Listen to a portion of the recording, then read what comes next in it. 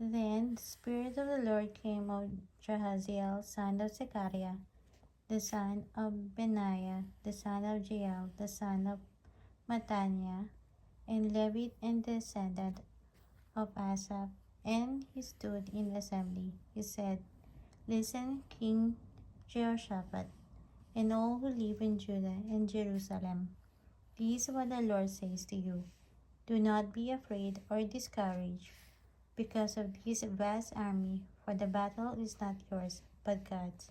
Tomorrow, march down against them. They will be climbing up by the pass of Ziz, and you will find them at the end of the George, in the desert of Jerud.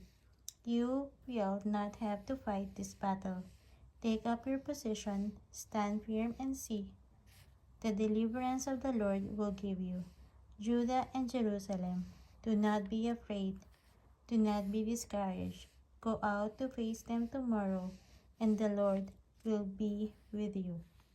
Jehoshaphat bowed down with his face to the ground, and all the people of Judah and Jerusalem fell down in worship before the Lord. Then some Levites from the Kohathites and Korathites stood up and praised to the Lord, the God of Israel, with a very loud voice.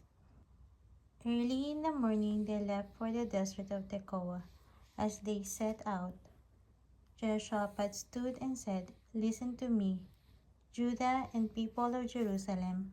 Have faith in the Lord your God, and you will be upheld. Have faith in his prophets, and you will be successful.